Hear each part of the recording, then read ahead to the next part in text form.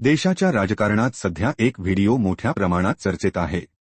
बिहारचे मुख्यमंत्री नितीश कुमार एका शासकीय कार्यक्रमात एका मुस्लिम महिला डॉक्टरचा हिजाब खाली ओढताना दिसत आहे आणि या घटनेमुळे देशभरात वादळ उठलं आहे। हा प्रकार नेमका काय आहे? नितीश कुमार यांची भूमिका काय आणि या वादाचे राजकीय सामाजिक परिणाम काय, हे सविस्तर पाहूया। हा व्हिडिओ बिहारमधील एका शासकीय कार्यक्रमातील आहे। या कार्यक्रमात नव्याने नियुक्त झालेल्या डॉक्टरांना नियुक्तीपत्र देण्यात येत होतं। याच दरम्यान नितीश कुमार एका मुस्लिम महिला डॉक्टरकडे येतात आणि तिचा हिजाब खाली ओढतात, ज्यामुळे तिचा चेहरा पूर्णपणे दिसतो। हा क्षण कॅमेऱ्यात कैद झाला आणि काही तासांतच सोशल मीडियावर व्हायरल झाला। व्हिडिओ व्हायरल होताच नितीश कुमार यांच्यावर तीव्र टीकेची झोड उठली।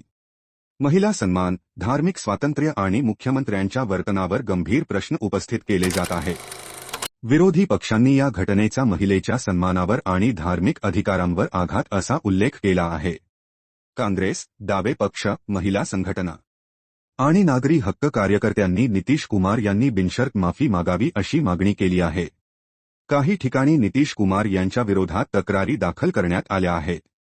मात्र या प्रकरणात एक महत्त्वाचा प्रश्न उपस्थित होतो की नितीश कुमार स्वतः काय म्हणाले।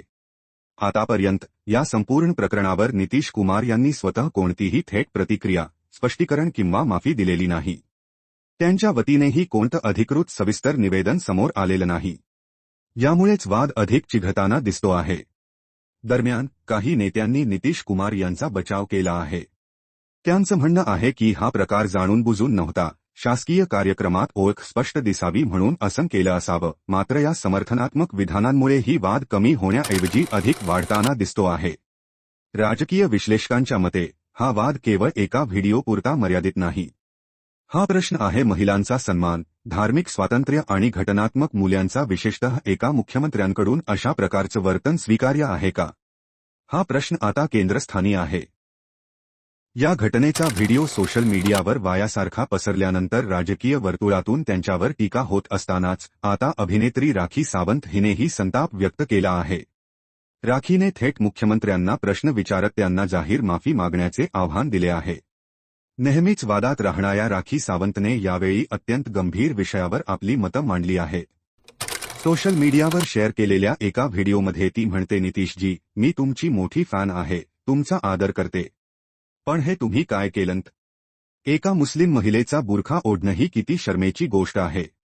तुम्हाला धर्माबद्दल आणि महिलांच्या आदराबद्दल 5 पैशांचं तरी ज्ञान आहे का? इतक्यावरच न थांबता राखीने पुढे एक खळबळजनक विधान केले। ती म्हणाली, नितीशजी, जर मी भर बाजारात तुमचं धोतर ओढलं किंवा पायजम्याचा नाडा खेचला तर तुम्हाला कसं वाटेल? एका बाजूला तुम्ही महिलांचा सन्मान करण्याच्या गप्पा मारता आणि दुसरीकडे अशा प्रकारे त्यांची अब्रू काढता। तुम्हाला लाज वाटली पाहिजे। या प्रकरणात लोकांचा संताप थांबण्याचं नाव घेत नाहीये।